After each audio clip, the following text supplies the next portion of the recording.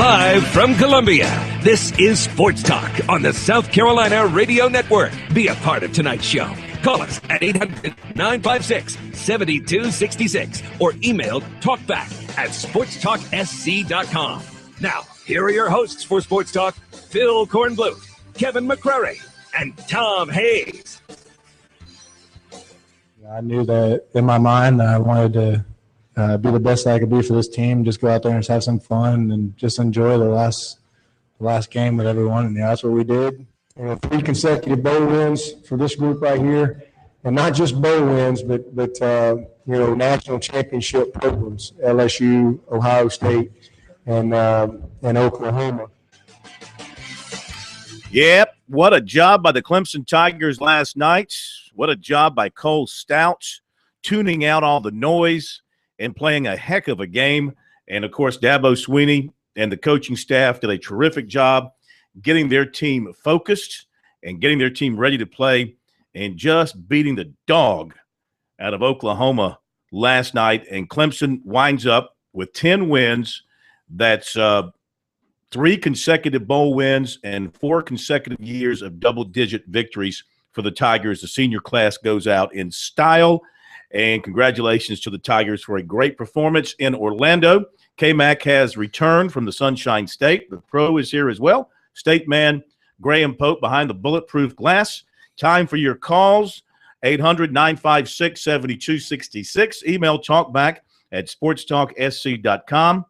We watched it on the tube. You watched it in person, K-Mac, and I'm sure it was just as dominant looking in person as it was on TV. Yeah, it looked like a mismatch. Oklahoma clearly had not seen speed like Clemson has. And you hear about, I think a lot of people roll their eyes when they hear that term SEC speed. Well, you don't have to be in the SEC to have that kind of speed. That's the SEC teams, Southern teams, they recruit a lot of athletes, quick guys. Clemson is an SEC type team. They recruit the same way as LSU and Georgia and everybody else. And Oklahoma looked dazed with that kind of speed. They had some big corn-fed men that looked like they had their feet in concrete as Clemson blew right by. And that first play of Artavis Scott running by the 2 safeties summed it up. I mean, they just, whoa, these guys are a lot faster. Yeah. And I think there was a little incident in the pregame with Mackenzie Alexander and one of the Oklahoma players. And apparently some people on the field said the OU player was saying, you haven't seen anything like this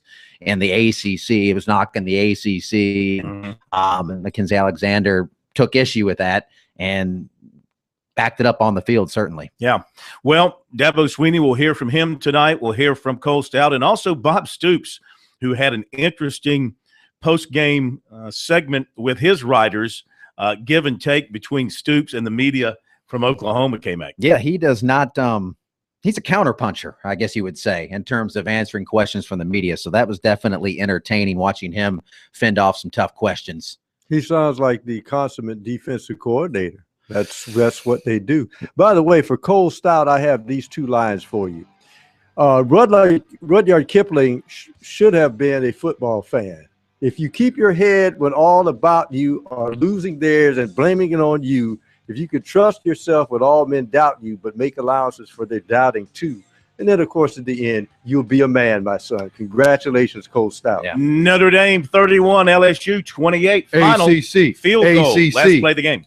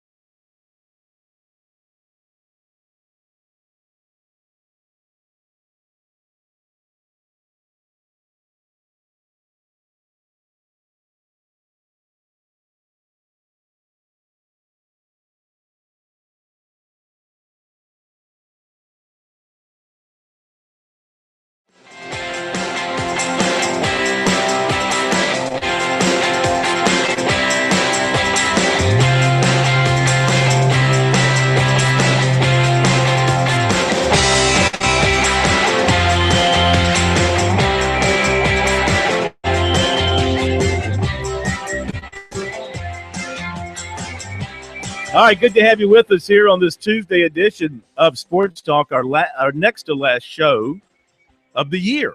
We will have a show tomorrow night, New Year's Eve, and a show on New Year's Day, and a show on January 2nd.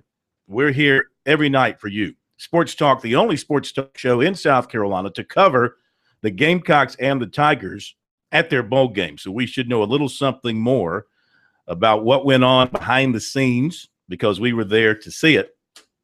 I need to mention this off the top of the show. This is just the world we live in, ladies and gentlemen, when it comes to sports today and recruiting and high school sports, et cetera, et cetera. Jalik Felton, sophomore guard from Mullins High School, had a great beach ball classic, 113 points he scored in 3 games.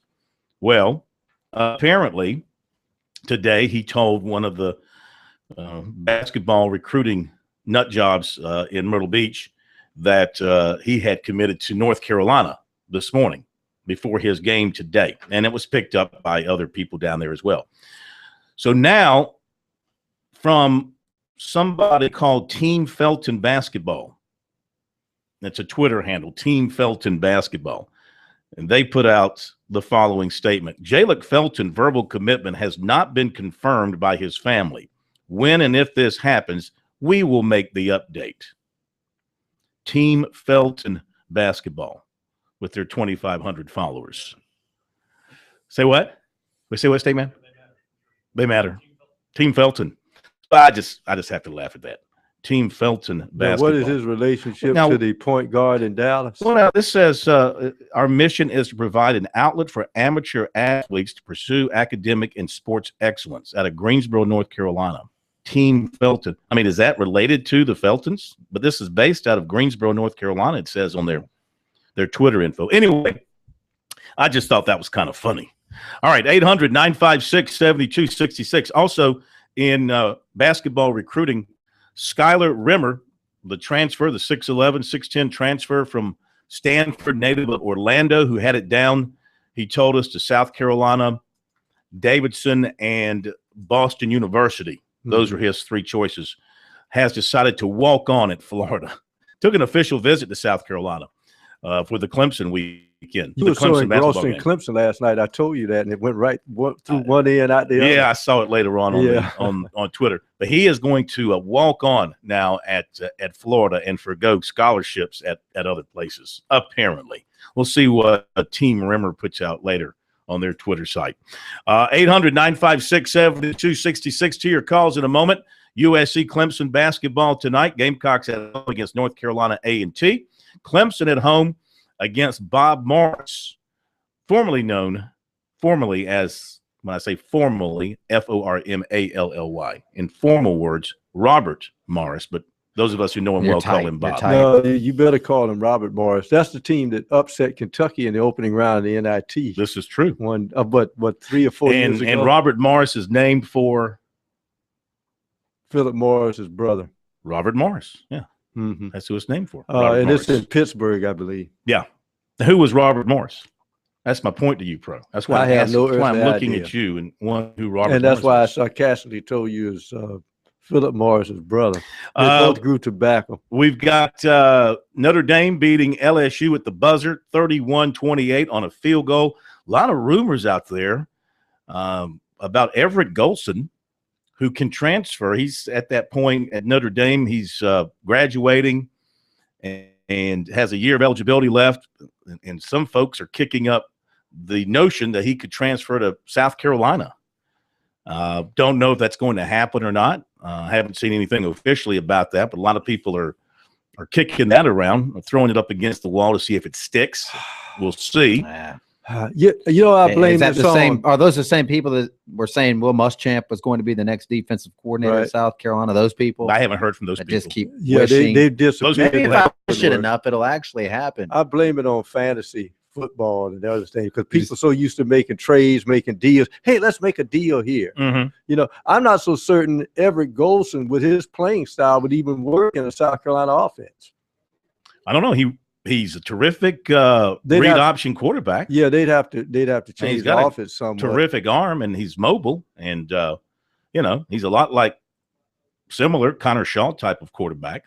Let's update a couple of other things, and we'll get to your phone calls coming up tonight in bowl action in a little bit. Georgia and Louisville over in Charlotte, and then in California tonight, Maryland plays Stanford. That's your last game of the night on the bowl circuit. In college basketball today, Cincinnati has beaten NC State in Raleigh. Was it 76-60? Mm-hmm. I think that final score was 76-60.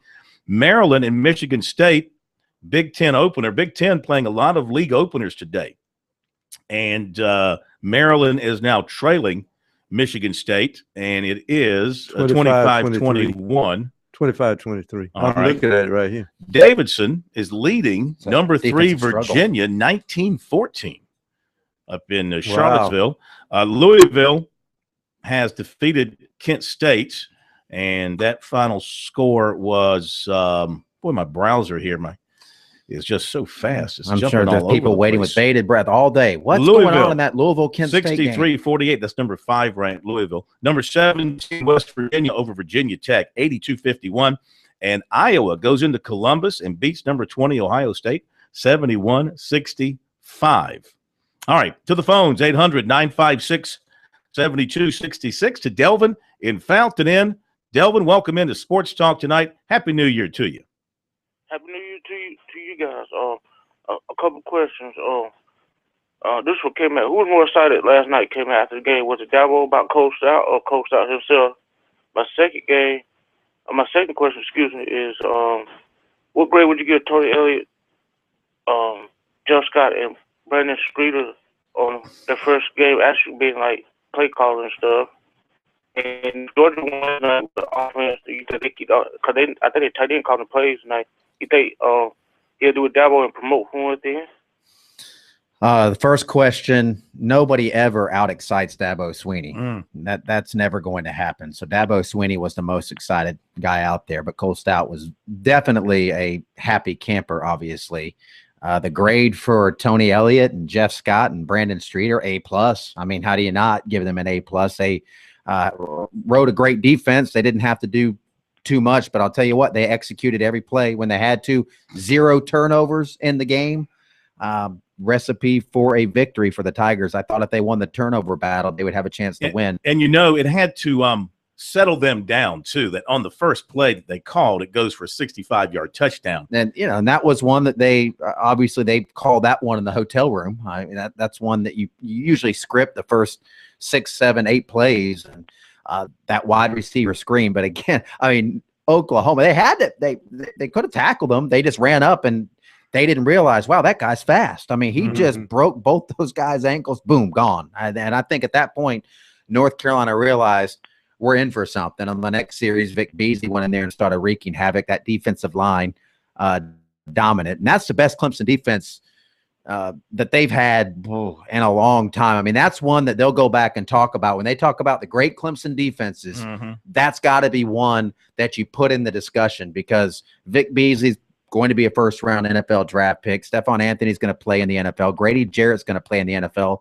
Eventually, Mackenzie Alexander is going to play in the NFL. Javon Curse will probably play in the league. Is going to play. Yeah, they have a lot of really good players, and they're losing a lot, but they have some pretty good guys. You know, a guy that was filling in for Stephon Anthony had a pick 6, Ben Boulware. Again, and Mackenzie Alexander is going to be a high-round draft pick one day. And they get Travis Blanks back this year after his year off for a red shirt, rehabbing that knee. They lose a lot off this defense, and we all know what can happen when you lose a lot off your defense. Yes, you can. But I will say this defense is tremendous, because I don't think you can measure them against the other Clemson defenses, because this defense had to deal with a lot of spread attacks, which the previous defenses never even thought of playing against. Well, it's speed now versus what you used to have was a bunch of bulk and muscle on your defenses. Back in a moment.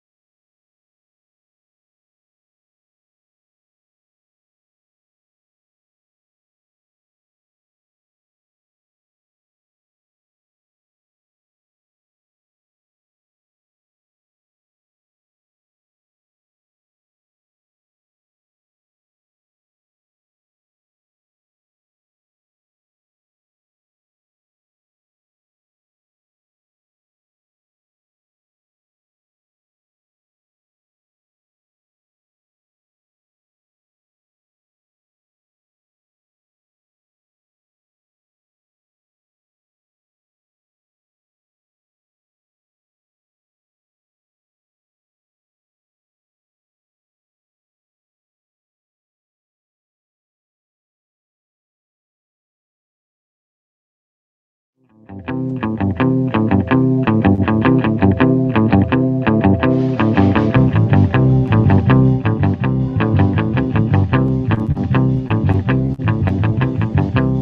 we're back. Sports Talk, South Carolina Radio Network. Good to be with you wherever you are joining us tonight across the state of South Carolina. 800-956-7266, the number. Chance to talk about Clemson's win last night.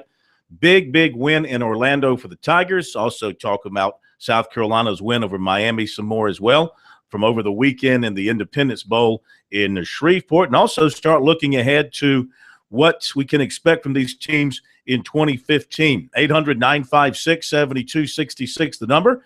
Email talkback@sportstalksc.com. On Twitter, the address is @sportstalksc. On Facebook, Sports Talk Radio Network. And, of course, the website is sportstalksc.com. We thank all of you who've been going to that on a regular basis. The numbers continue to just climb. And we suggest you continue to hit up sportstalksc.com for coverage of the Gamecocks, the Tigers, and other big events around the state of South Carolina. Now, basketball tonight, you've got South Carolina at home against North Carolina A&T, and you've got Clemson at home against Robert Morris. Both teams getting back into action following the holiday break, and Clemson will be playing their final non-league game. They begin ACC play Saturday night against North Carolina. South Carolina still has to play Iowa State up in Brooklyn before they get into SEC play. So they'll have another chance to Iowa State won't be a tune-up. That'll be a very difficult game. Yeah. That's a huge game for Frank Martin from so many angles. The confidence of the team and future recruits in New York. That's big because he's bringing two kids with him that's from that area. So and he has tapped into that. And South Carolina in its glory days, of course, they had the pipeline from New York. But that's one thing about Frank Martin is he's able to go anywhere and recruit because he has street cred in the basketball world. A lot of it still from his K-State days. And there's I think I would always have one player from New York, a guard from New York City, on my basketball team because they're just so darn tough. I mean, they're just good guys to have on your team. No question about it. If you can find one, yeah, that's the key. Now, it's not always easy to pull them out of there. Here's the question. Now that they're in Brooklyn, can Frank go back to some of his other vocabulary or he still has to tone it down since he's not in the CLA but in Brooklyn? They had him mic'd up, I guess, during the Clemson game. Oh, did they? I thought that was I would have liked to have seen that segment. I was at the game, but I saw somebody said the Frank Martin Wired coming up next. Yeah. It's like you send the kids out of the room. The crowd last night in Orlando, predominantly Clemson. What kind of following did the Tigers have? Yeah, they had a nice following. I mean, well, first of all, there wasn't a great crowd there, as everybody saw on television. Now, it looked like the lower bowl was pretty full, but there was nobody in the upper decks. No, there was hardly anybody in the upper decks. The stadium holds, I think, 60,000. How'd you like the new stadium? I didn't go to the old one, so I don't have anything to compare it to. But, yeah, it's a lot nicer based on everybody that did go to both was blown away by how much nicer it is. Yeah. So it was a nice little stadium. It's in a crummy part of Orlando. Yeah. I kept the windows up. Orlando has crummy parts. Orlando has crummy parts. Mickey Mouse doesn't roll around there. Of course, that part of Orlando makes Shreveport look like ritzy compared Los to that. Angeles.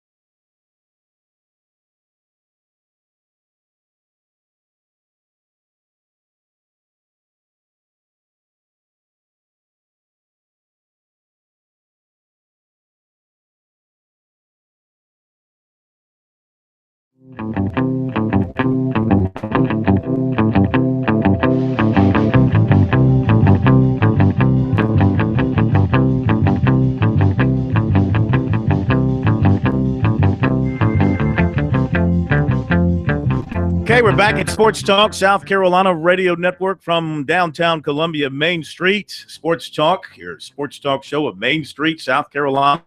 Glad you're with us tonight. Great way to ring in the new year with us here on Sports Talk. 800-956-7266. Coming up, we're going to hear from Dabo Sweeney and Cole Stout and Bob Stoops. Right now, back to your phone calls. And we go to Billy in Greenville. Hi, Billy. Welcome in Sports Talk and Happy New Year to you. Yeah, fine.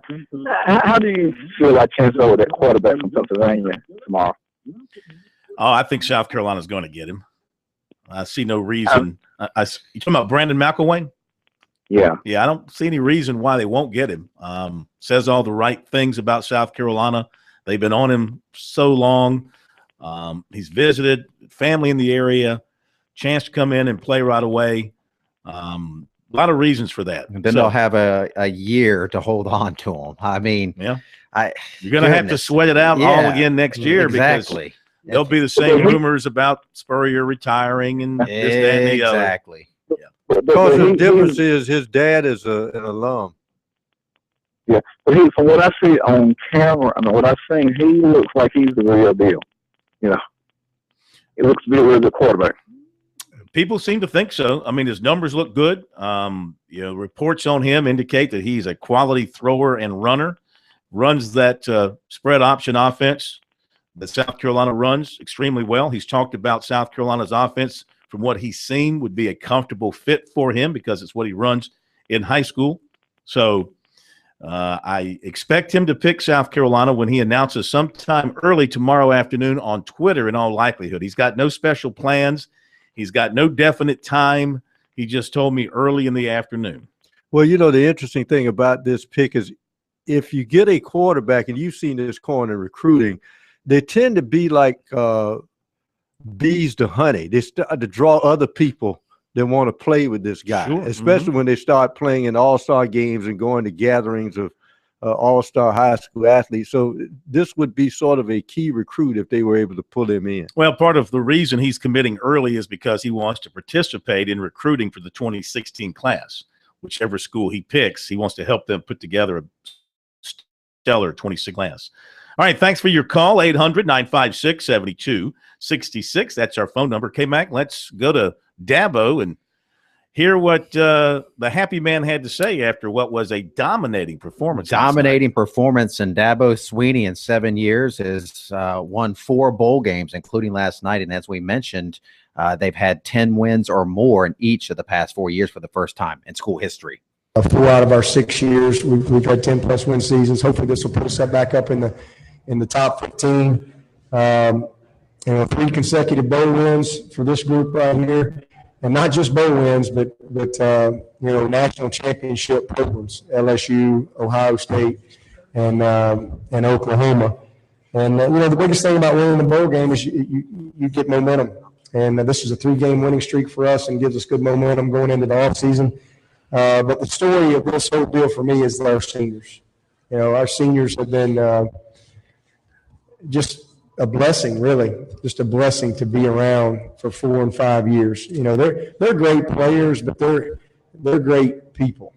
They're great people. They're good men that have bought into the way we do things at Clemson. I think they would tell you that they're better people, having been through our program.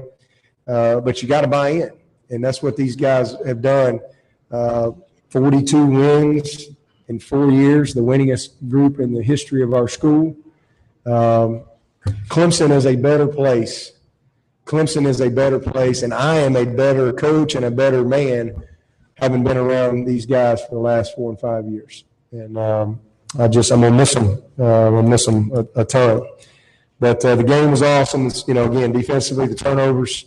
Right out of the gate, Vic Beasley made his presence known with a big sack. Ben Boulware stepped in for Stephon, and he's got a pick six. He's got a fumble recovery.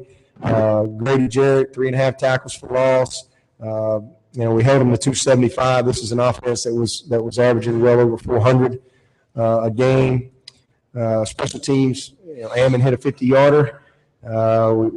He also pinned one on the little pooch field goal there. Pinned him inside the red zone there, and then Pinion had 2 inside the 10-yard line, 1 inside the 5. And then offensively, Jeff Scott and Tony Elliott, they don't know what's such a big deal about calling plays. First play went for a touchdown, so kind of hard to start your play calling career off better than that. But it was a fun day. Again, we were in sync, we were in rhythm. We had 2 100-yard receivers. First time that's ever happened in a bowl game with Mike Williams and Artavis. Our offensive line was awesome, but the story of the game offensively was Cole Stout. And then we had great preparation. We had fun getting ready for this game. Didn't quite start off maybe the way you wanted it to this year, but, buddy, it's all about how you finish. And Cole Stout, 6-2, was a starter for us this year, and played his best game of his career in his last game. We knew that our only chance to win this game was he was going to have to play his tail off, and we were going to have to make plays outside. This is a very tough defense to run against. We did just enough, but Cole Stout was awesome. He made plays with his legs. He made great decisions, taking care of the football, and made good checks. He checked us into some plays. He sat in there. They bring a house blitz. He checks and throws a touchdown to G-Hop. Cole Stout was awesome. And you know what? Nobody deserves it more than old number 18. He's hung in there. He's shown class. He's represented us the right way, even when things didn't go his way and all that kind of stuff. He continued to believe in himself, and I just couldn't be more proud of number 18 right here. So great win for us. We'll enjoy the heck out of this one. We'll ride this momentum into the offseason and recruiting and all that stuff, and I can't wait. These guys are going to be hard to replace, but I can't wait to get back out on the field this spring and start building this 2015 team. Dabo Swinney, after an impressive win last night, you have to give Swinney credit, because every time you kind of think they're walking into a situation where they're not going to win, and we've said this a lot over the years, there's no way they're going to win this game, that game. He finds a way. He rallies his troops, especially here of late with these bowl games. I know they've lost games in the regular season. Georgia Tech, Florida State, Georgia this year, all on the road, mind you. Right.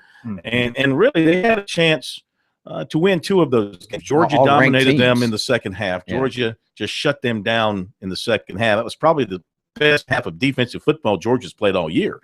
And they just, they shut Clemson down. Had Clemson been fully committed to Deshaun Watson for that Georgia game going in, who knows how they would have played in that second half. But they were going back and forth at that time, and with a plan to unleash Watson full time at some point against Florida State, which is what they did. But how many times? That's your hypothesis, that you don't know that they had any plan to unleash him against Florida State. That was the plan. That was your idea of their plan. That was the plan. Yeah, okay. That was the plan. Okay, he's Let's going just to say make that that- was the plan. that It's the was plan. the- It's the Let me plan. ask you Any kind this. of Let me information ask on you that. this. Let me ask you this. After he came in and played against Florida State, did he ever come out except for injury? No.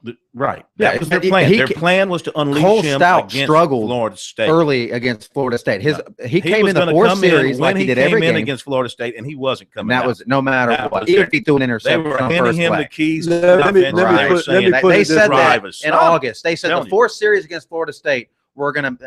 I think. Okay. I really believe that was the plan. I know you really believe Here's it, my that doesn't point. make it so. If I'm the coaching staff, Yeah, it does. if it's my Does in my coaching world. staff Right and it's here in my my world. in plan, your bubble. he gets the car keys against Georgia. I'm not risking having him wrapped in cellophane and open him up against Florida State. That doesn't make any sense to me. You would give him the keys. They knew what he could do. No, you They don't. didn't know You what he. don't No, know. they Sure, they knew they he knew was. what he They could didn't do. know he was.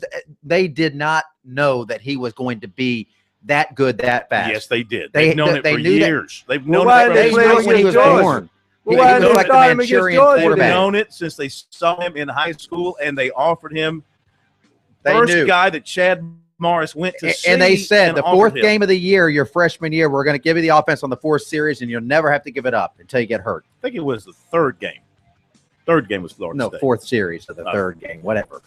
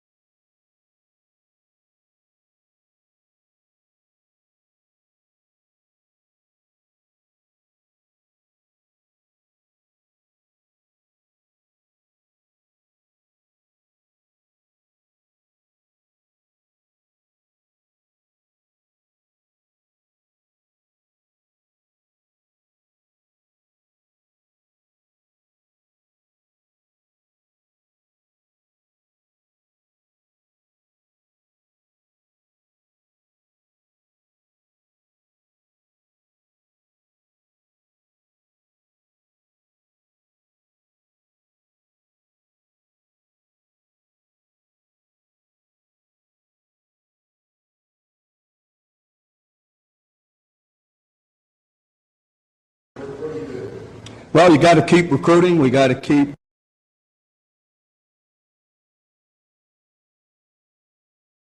Well, you got to keep recruiting. We got to keep developing.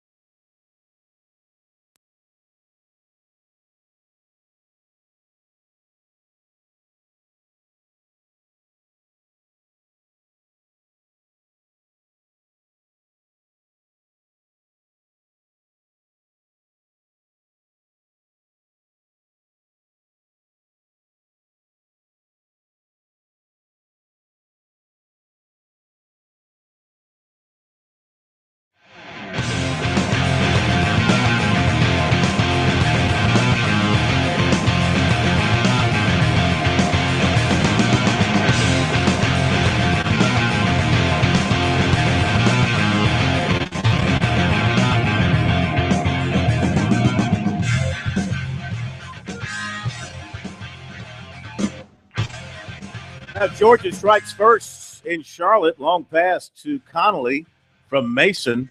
And Georgia up 6-0, point after coming. Nice throw by Mason right on the numbers. And Connolly just blew past the Todd Grantham defense. Louisville secondary there. So Georgia going to take a 7-0 lead on Louisville in the Belk Bowl in Charlotte. Back to coverage of Clemson in the blowout of Oklahoma. And how about Bob Stoops? K-Mac, you were there listening to the Oklahoma coach who did not have his team ready to play in any shape, manner, or form. And I'm sure he heard about it from the Oklahoma faithful and the media. This is the first time I've ever been around Bob Stoops. And I didn't realize that he's a little bristly when it comes to dealing with the media. He has a reputation. And I'm told this wasn't out of character for him, win or lose. He's not afraid to fire back at the media, counterpuncher there. And here's Bob Stoops talking about the loss. And you can hear the questions, too, in his responses about the loss. Well, you got to keep recruiting. We got to keep developing the players that we have. We got to continue to analyze what we're doing as coaches. So all of us need to improve. I need to do a better job, first and foremost, at the head of the program, and assistant coaches after me and players after them. We've got to all do a better job in what we're doing. Along those same lines, Bob, do you have to caution yourself to have a knee-jerk reaction and just want to replace assistants and make all kinds of decisions right now because you're so angry with what happened? I'm not going to discuss any of that. I'm pretty good at not doing knee-jerk reactions, and you look at our track record for 16 years. I think we're the only team in the country that's had 8 or more wins for the last 16 years. So.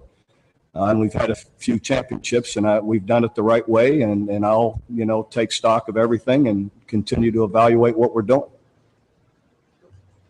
Yeah, about 36 points to USC, 20 to West Virginia, 28 to Texas A&M, and 34 tonight. These are bowl games. These are the biggest blowout losses in Oklahoma history in bowl games. What are you guys doing wrong in bowl games that these things happen, that they get out of this spiral out of control like that? Well, give me your statistics, and I'll show you the other ones that we won. So don't talk about the Sugar Bowl a year ago. We had the same type of plan. So it worked then, and it's worked in a lot of other bowl games. You name the ones we lost, name the ones we won. Also. Well, I just thought some historical wins to count in bowl wins. Yeah, that's what I thought. Yeah, there's several.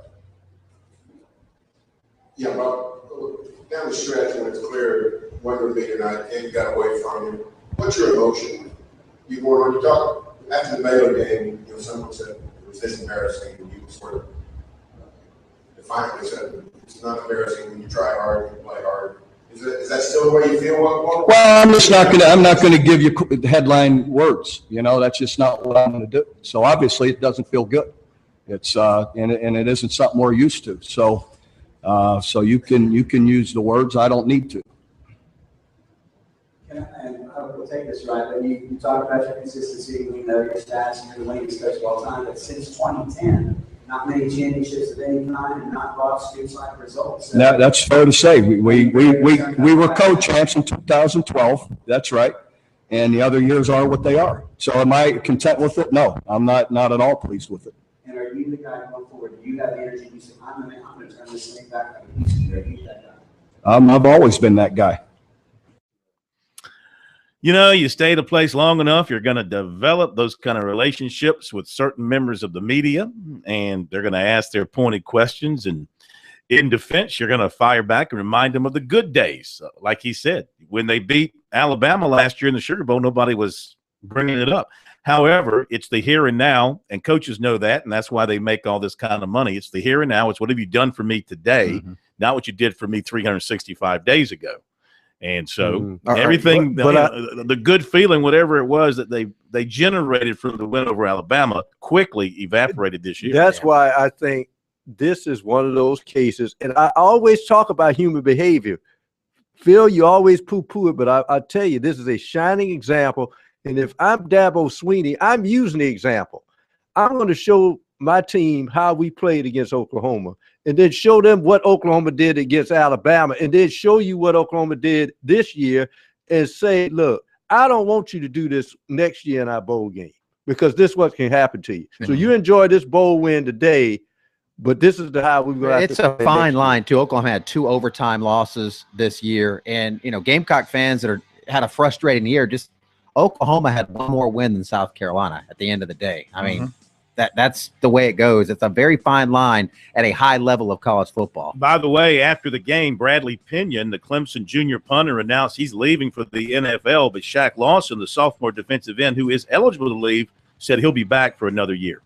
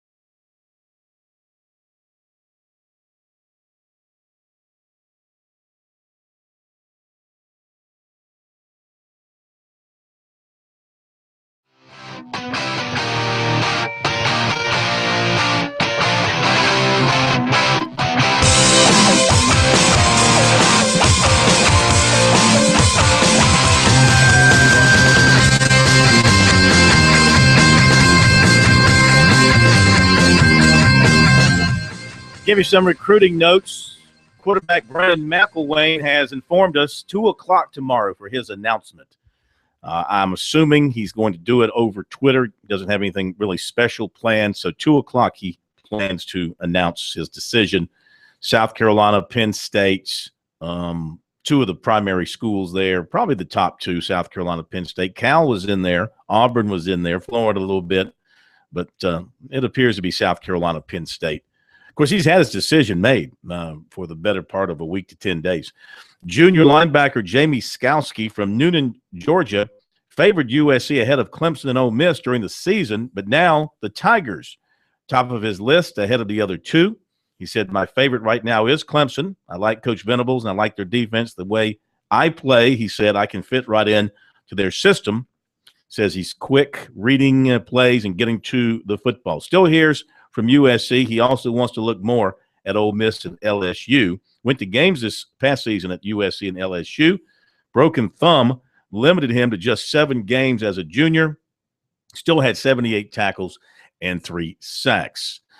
The Ray McLeod story continues to churn. Of course, he's at the Under Armour All-Star game, and you've got reports from all the different sources on him, the different recruiting networks who've talked to him. Now, here's the thing. The 24/7 people that cover recruiting in Florida, they continue to write from an angle that McLeod is going to visit other schools. They say their sources indicate that he would take official visits in January, most likely Alabama, Florida, and UCLA. Of course, he's a Clemson commit, but now the rivals Clemson site, TigerNet, they talk to him. They talk to his dad. They all insist that he's not going to be taking any other visits. Now, he is not going to enroll early at Clemson. He originally had planned to do so. He's decided not to do that. So he'll be a February deal with him as far as a final signature, which makes you wonder. He signed the financial aid papers, the financial aid agreement. Binding. I know it's not binding, but those are supposed to be for people who enroll early. But he's not enrolling early, and Dabo Swinney's been talking about him since he signed those papers. But now those papers they weren't binding to begin with, but they're even less binding now since he's not enrolling early. I wonder how all that plays out. Yeah, because Steve Spurrier Jr. said something about those papers, and he said you can talk about them, but then if they don't sign, you can't talk about them. It's a violation. If they don't enroll early. If they don't enroll early. So a couple of other things. Former Clemson receiver Demir Kitt announced he's going to transfer to Mississippi Gulf Coast Junior College. DeMar Kitt. And as we mentioned at the outset, Jalik Felton, the guard from Mullen, sophomore, he has apparently committed to North Carolina, though Team Felton tweeted out that it's not official yet until they say it's official. But he apparently has told people he's going to North Carolina, committing to them as a sophomore. Had a big beach ball classic with 113 points scored in 3 games. Top of the hour break. Maryland trying to knock off Michigan State. We'll be back.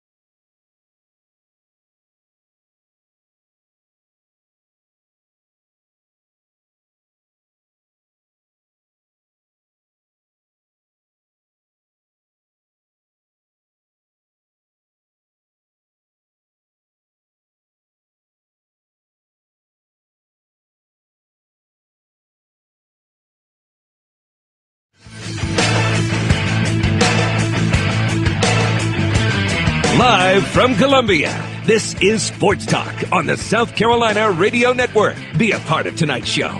Call us at 800-956-7266 or email talkback@sportstalksc.com. Now, here are your hosts for Sports Talk, Phil Kornbluth, Kevin McCrary, and Tom Hayes.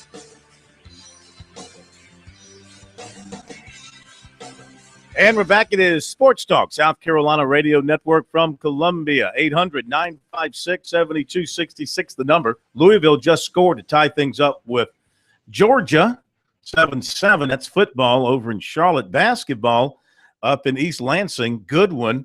Big Ten opener. Maryland and Michigan State. Spartans by 2, 47-45. Maryland off to one of their best starts in many, many years and trying to claim a win in their first ever Big Ten basketball game. So the Big Ten's agreeing with Maryland. Football team made a bowl game. Mm-hmm. Basketball team is nationally ranked and trying to go in and knock off one of the real heavyweights of the Big Ten. Let's get back to the phones, and we go to Nelson in Spartanburg. Hello, Nelson. Welcome into Sports Talk. Hey, a couple of quick questions for you. Mm-hmm. Number one, when are you going to get back on the radio in Spartanburg? I've been able to hear you for quite a while. Yeah, I don't have an answer for you on that. Something that people above our pay grade work on those things. Yeah, we're always working on that, but can't give you an answer right now, unfortunately. Okay, number two, haven't been able to listen to you guys in a while, so haven't been able to keep up with recruiting that much. Has Spurrier and those guys stemmed the hemorrhaging from the little flap over the recruiting a few weeks ago? I think so. I think everybody is holding right now. Of course, Mark Fields is one that they would like to get back into their commitment group.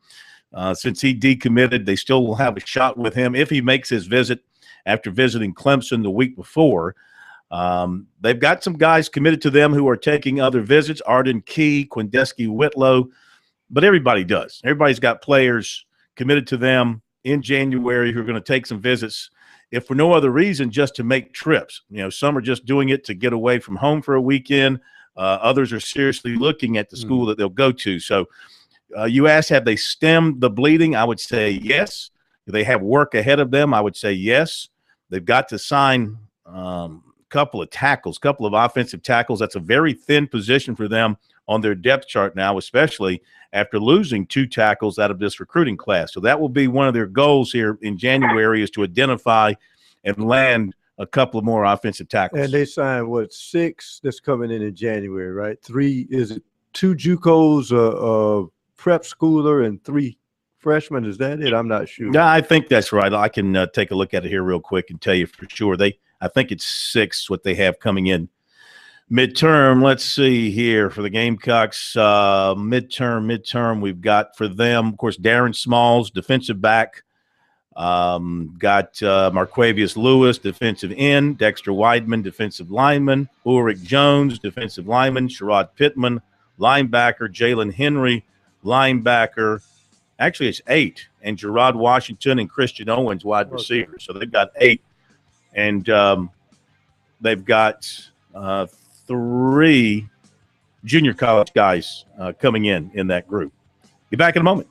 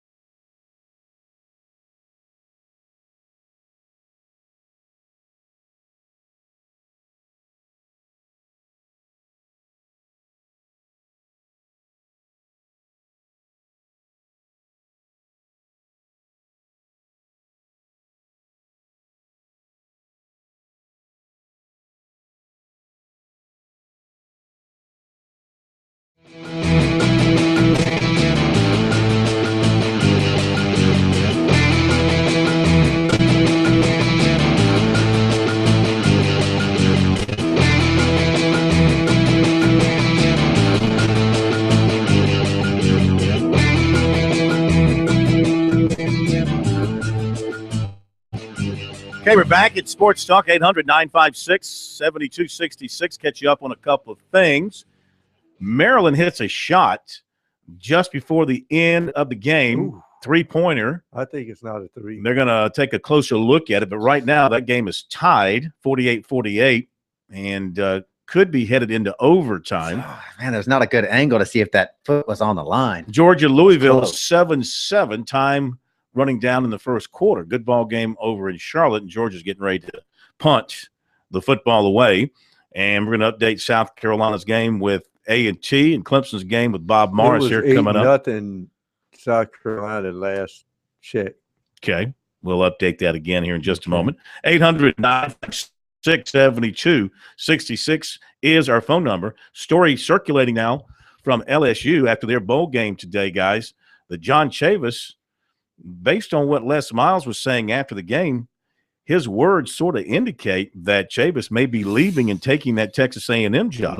That's a good get for Texas A&M. And I was reading a report on footballscoop.com, and they're plugged in a coaching world that LSU only offered John Chavis a 3-year contract with a $30,000 raise. Now, I know for us mortal people, that seems like a lot of money, but for a college coach, a coordinator no less, that you're trying to keep there, that's not much. So I think that the writing was on the wall. I'm not sure how bad LSU wanted to keep him making that offer, but I would imagine Texas A&M backed the Brinks truck up to try to get him down there. Now, here's the key point. Are they looking for a recruiter? I don't know John Chavis's reputation as a recruiter, but his reputation as a D coordinator is impeccable. It is many years at Tennessee and now at LSU.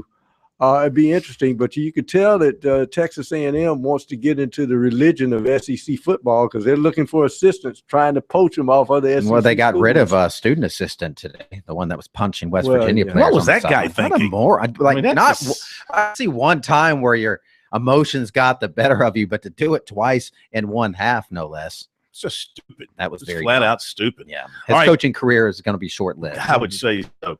Let's get back to the phones. Larry in Myrtle Beach, you're up next here on Sports Talk. Welcome in. Happy New Year to you. Happy New Year to you too, sir. I got a question for you about South Carolina and Clemson. I'm a Carolina fan. Mm-hmm. I know Clemson's losing a ton of guys off their defense. I'm not sure about their offense. And South Carolina, now, as far as I know, the only senior we had was a starter on defense was Surratt, correct? Bryson Williams, yeah. Safety. Bryson Williams, safety / cornerback / safety, back to corner. Turned into a good ball player. Mm-hmm. Now, so with the guys that we have, the linebacker core and all is pretty solid. And with the guys that we have coming back on the defensive line, do you think they'll be able to get that front seven back together? Probably not as good as it was, last year, the year before, but so they'd be more competitive, you think? Actually, you also had J.J. Marcus Sr., who started in the bowl game, and Sherrod Golightly. No, that's right, Golightly, yeah. So, but Marcus only started the one game, so technically you had 3 senior starters on the defense, Williams and Surratt and Golightly. So the bulk of that defense is going to return. Now, what was your other question? Well, do you think that, we're going to be able to get with the guys, the guys coming in, it's going to take a while before a lot of them make an impact, other than maybe that junior college guy. But do you think they're going to be able to get their front seven back so they're competitive? I know it's not going to be like it was the last couple of years before this year, but so that we can at least maybe, I don't know. I was at that Tennessee game, man. It was just heartbreaking to watch that game. Right. Well, first of all, you have to hope as a coaching staff that guys work hard and improve. Now, some of these guys, they may have gotten as much out of them as they're going to get. Is Phillip Dukes going to get much better? Is Deion Green going to get much better? I think Cedric Cooper, if he could stay healthy. Pro's boy. Mm-hmm. Yeah.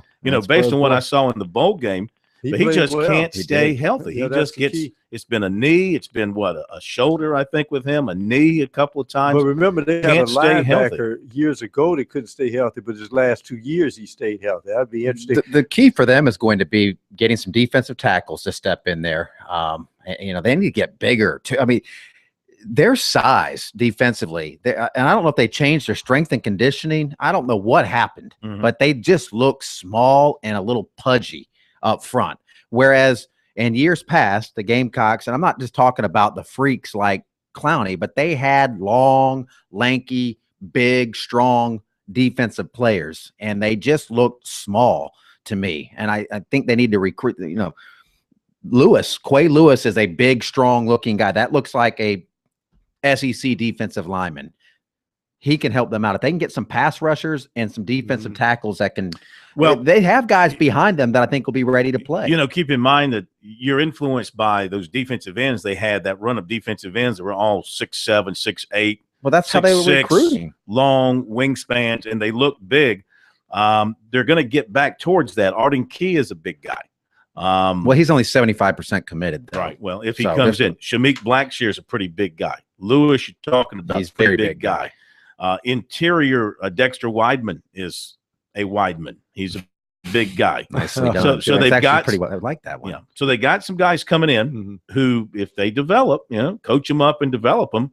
Dante Sawyer, he's going to be a year older too. The thing is, some of these guys on their way in are going to be older guys, because Sawyer spending a year in junior college, Lewis spending he's been in junior college a couple of years. He was out of football for a year, so he's 3 years removed from high school. Yeah. Weidman spent a year in prep school.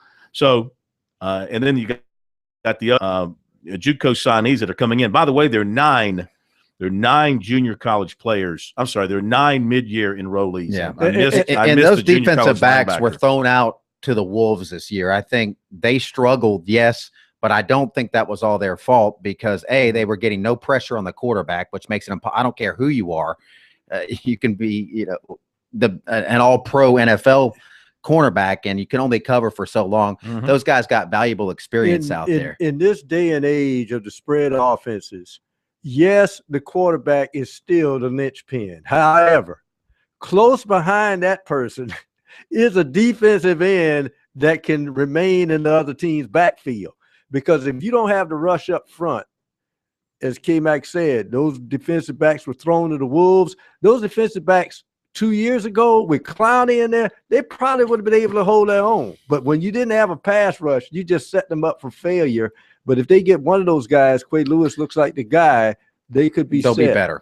Update from USC, 21-6. The Gamecocks over North Carolina A&T. Thornwell with 5. Chikavicius with 7 to lead South Carolina early on. The Gamecocks shooting 50%. Up at Clemson, Bob Morris with a 13-12 lead on the Tigers, 11:30 to play in the half. Clemson shooting 50%, but trailing by 1.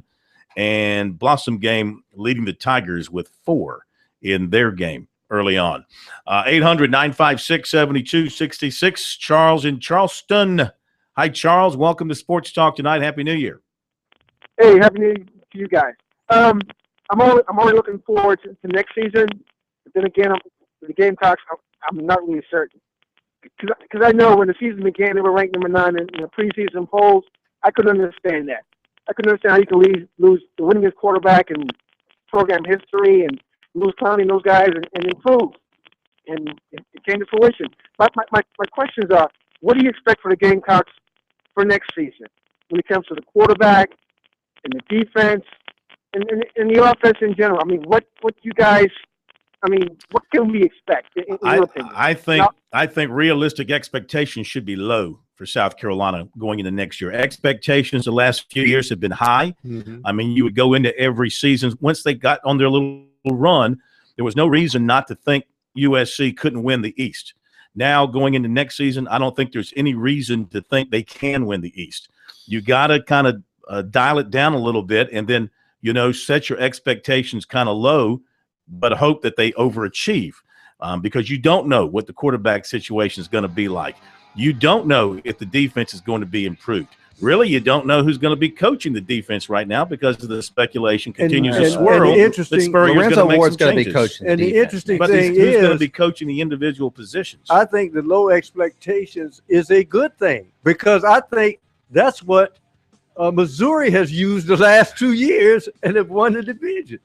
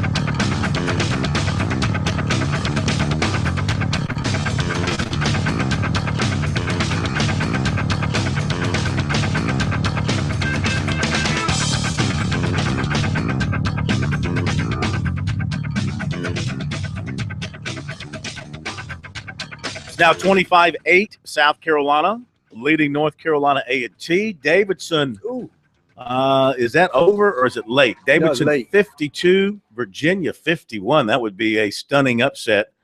Virginia number 3 in the polls. Wow. And Clemson trailing 18-16, 8 minutes to go in the half. 9:52 to go in the half for the Gamecocks and the Aggies. South Carolina. I'll tell you what, South Carolina is not only winning, they are demolishing people right now. Dwayne Notice has 8 now to lead South Carolina in their game. To Billy and Florence, we go next. Hi, Billy. Welcome in and Happy New Year. Same to you guys. I hope you're having happy holidays and New Year's as well. Just a couple quick comments, Phil. First of all, I think it's about time people start realizing that Dabo Swinney is not on the sideline waving his pom-poms. I think he has become, it looks like Streeter, I thought was a home run hire.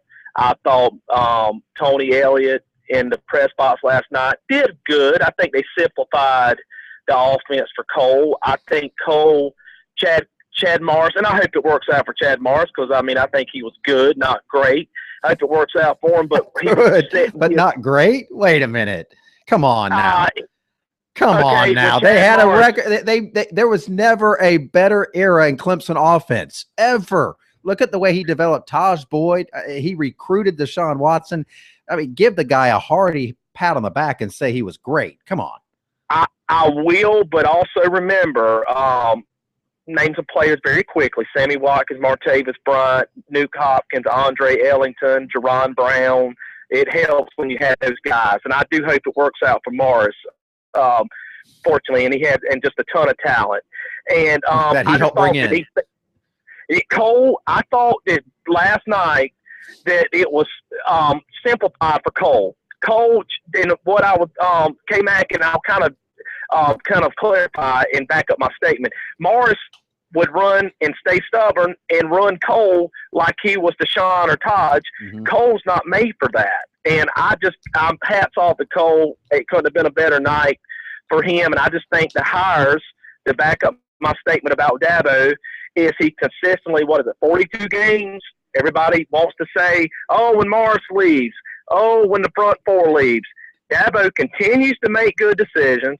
He's starting to win. Yeah, he's sitting currently at 2-5 against South Carolina, but he's actually hit South Carolina at their best ever as a program, as a football program, the best ever played record-wise. So Dabo couldn't help that, but Dabo took care of that this year.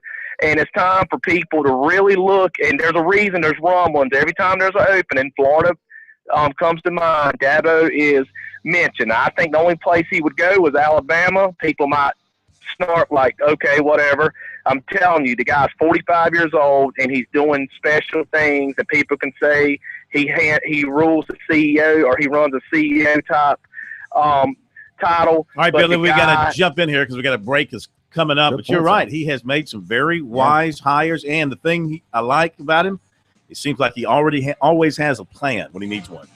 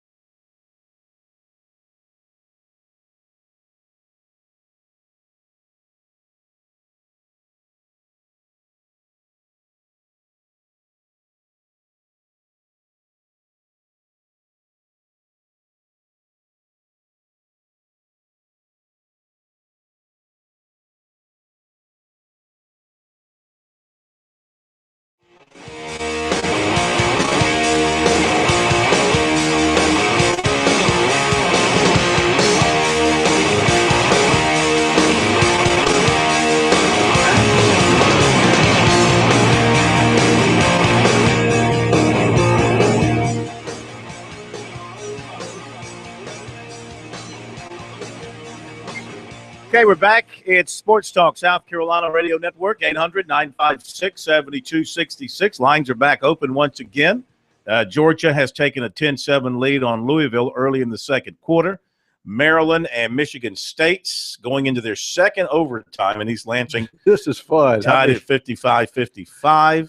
And Virginia-Davidson, I think Virginia kind of pulled away. 63-55 with about, I think, 6 minutes to go. All right. And South Carolina and Clemson games. Let's update what's happening there up at Clemson. Tigers now lead 23-21. 5 minutes ago in the opening half. Blossom game with 6, Roper with 5. And the Tigers are shooting 48%, only 1 of 7 from a three-point range. And Tigers with 18 boards to 14. And they are in a battle with Robert Morris.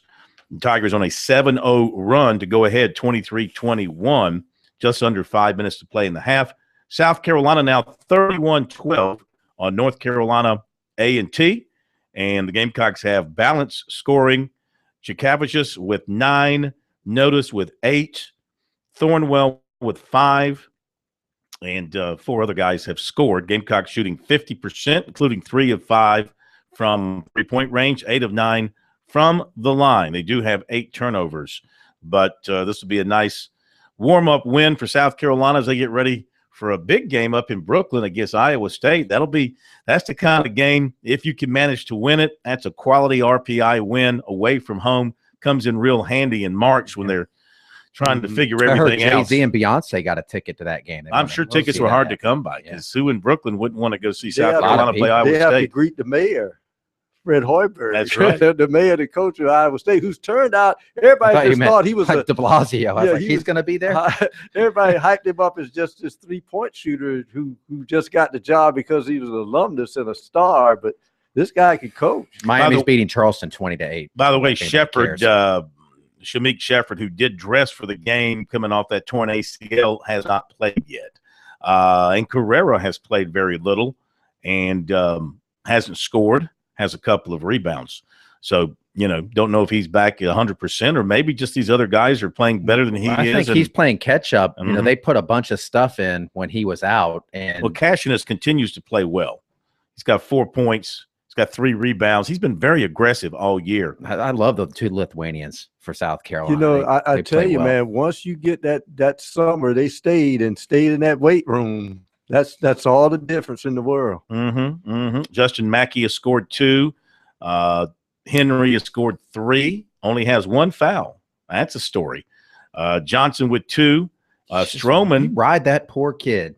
What did he steal your lunch money one day? I'm just Did saying. He take your parking spot at Colonial Life Arena when you're going to a press conference? He has a fouling issue. He has a fouling problem. He had the fouling issue, especially last year because he had no strain. He's got one this year. And he just hasn't really extend changed. his arms. Yeah. Still gets he can still bang. Foul trouble a lot. Huh? Just keep his arms to himself. And he's a big man that plays below the rim. No, now you're saying he can't jump.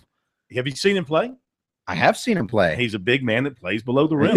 This guy plays. You're saying plays like the Celtics. How about the game that Stroman's having so far? 2 points, 4 rebounds, and 4 assists. I like Stroman's game. Did McHale play above the rim?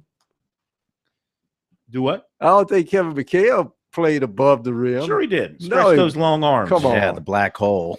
24-23 now. Robert Morris back on top of Clemson. All right, back to the Tiger football team.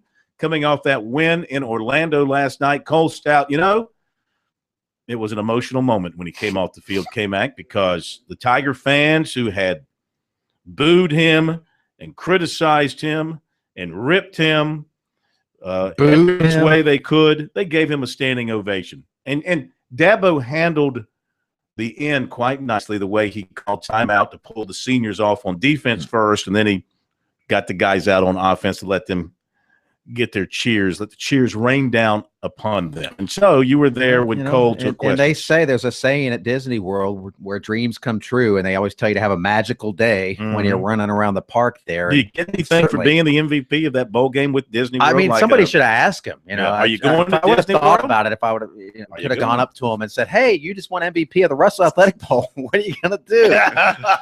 I'm going to Disney I'm going World. back to Clemson. And it's 5 minutes up the road. But, yeah, he was asked if he felt like it was a redemption performance for him.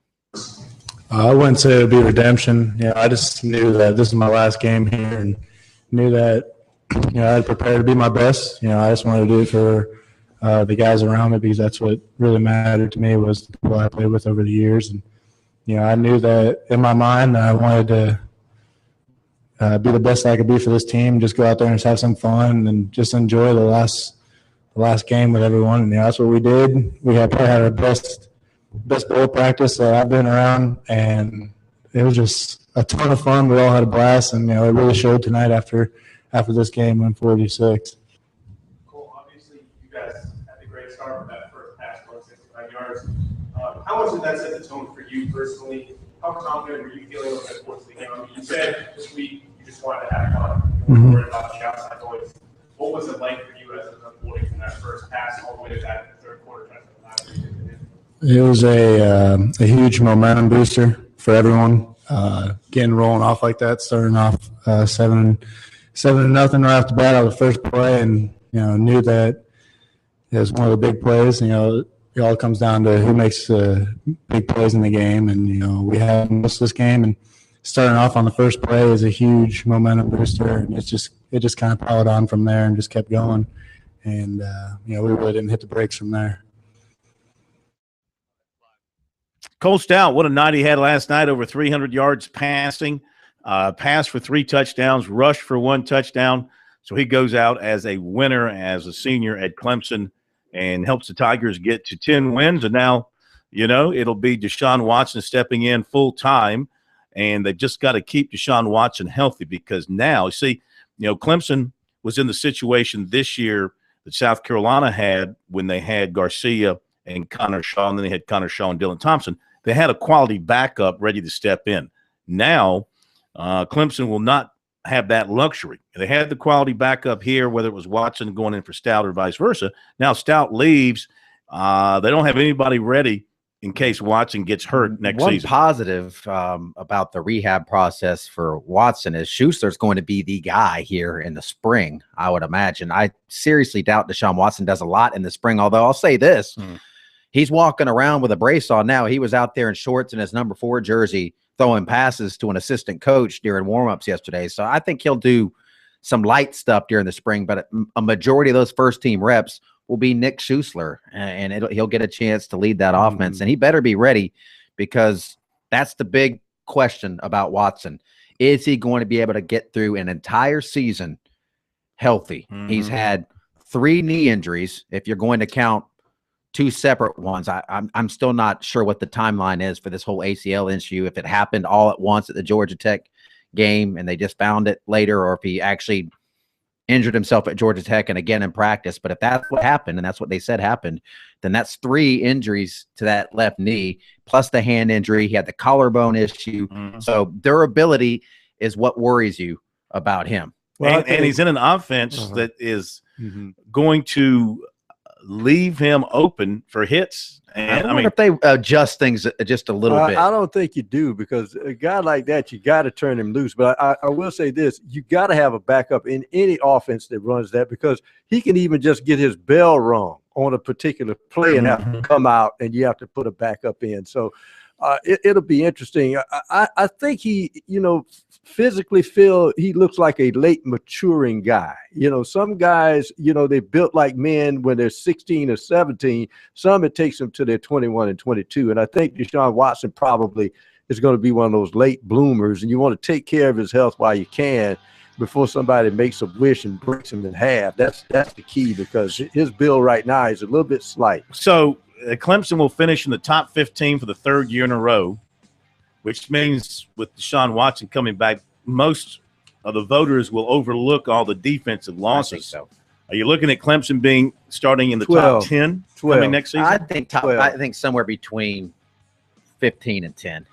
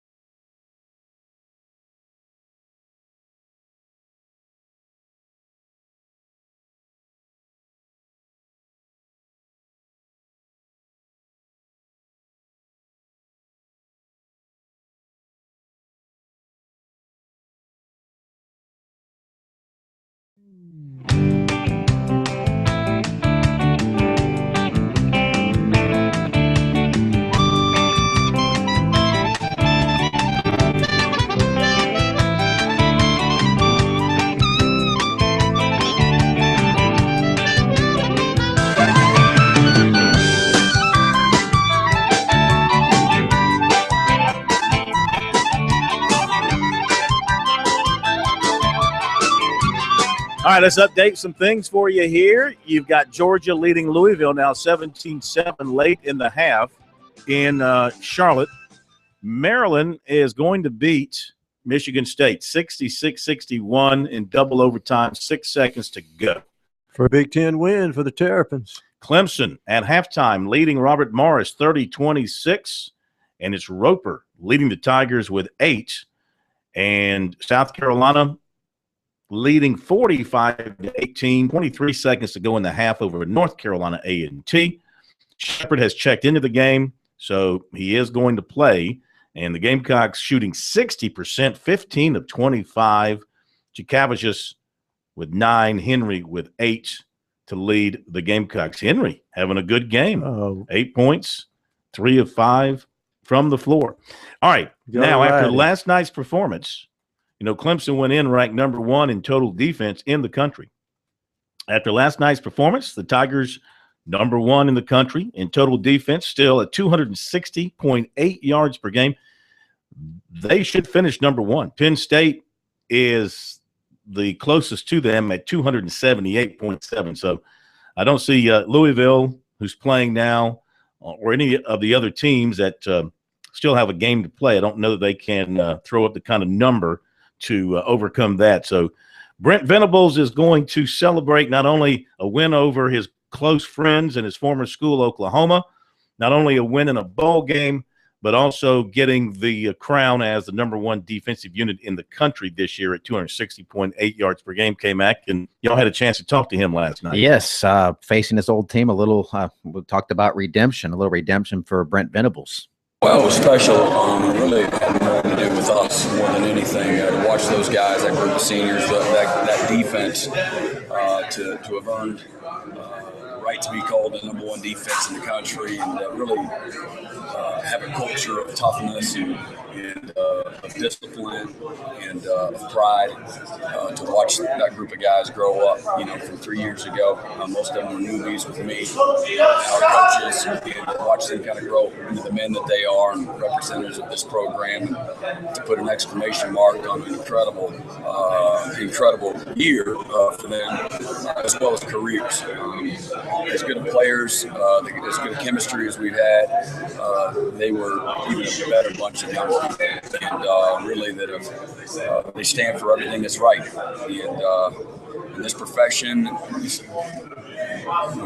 we hit it just right this year with that group of guys, and it just doesn't happen. The way they carry themselves, and again, the character that they have, the hunger that they possessed all year, man. Even tonight, you know, they weren't easily satisfied, and real proud of those guys, and to have an association with them and their legacy was pretty special in Clemson history. To finish the season this way after it started so differently at Georgia, you know, the growth to be the number 1 defense, how significant is that for Clemson football? Well, again, you know, sometimes stats or whatever, but you know, there can't be a better group in America, and to watch them continue to fight through adversity, that's life 101, and to watch them continue to believe and continue to support one another, and grow and keep fighting those different battles week to week, and to end of the year to again say, again, statistically speaking, with an up 1 group, that's pretty cool to watch them be able to say it matter-of-factly, and again, like I said, they deserve that exclamation mark they put on there tonight. That was a very good offense that they took control of from the onset.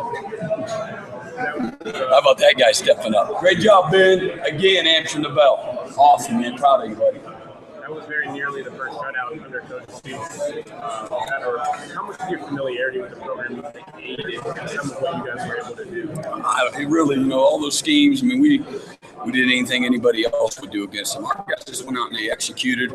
We had some things go our way. They put the ball on the ground. We had a couple breaks there and took advantage of them. Guys playing hard, and those guys went out there and earned it. They took the victory, regardless of my familiar. I can't go tackle or cover anybody. They got to be the ones that line up and put their hand in the dirt and fight the fight. And that had everything to do with the win. All right, there you go, Brent Venables. So you look at the Clemson defense and who leaves: Gary Peters, Martin Jenkins from the cornerback position, Robert Smith from safety, Corey Crawford, Tavares Barnes, Vic Beasley from defensive end, Grady Jarrett, Deshaun Williams, Josh Watson, defensive tackles, Tony Stewart, Stephon Anthony, linebackers. So that's quite a loss of quality players to have to rebuild around, but they've got good young players ready to step in.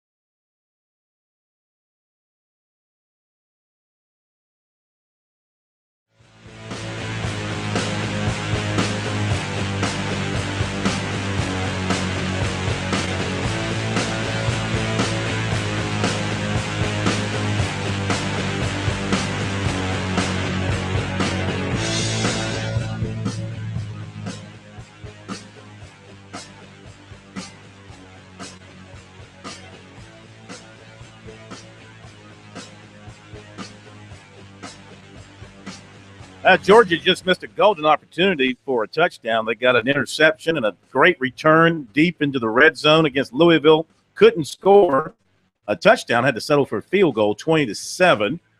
And Florida State playing basketball tonight in Tallahassee. Florida's up 24-23 as they go to halftime there. USC now 47-16.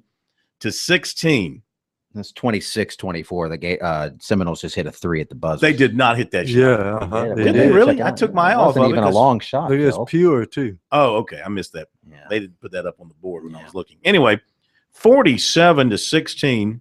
South Carolina with a 31-point lead over North Carolina A&T over at the Colonial Life Arena. They're at halftime. Clemson's up 4, 30-26 on Robert Morris at Little John Arena. They're at halftime. And down in Charleston, the Citadel hit a 3, I think, at the buzzer because Bethune-Cookman has been leading this game throughout, but at the half, it's the Citadel 23, Bethune-Cookman 22 in Charleston. All right, just going back to Clemson once again, looking at some of the numbers last night on the defensive side, just looking at the players who will be back, who statistically did some things last night.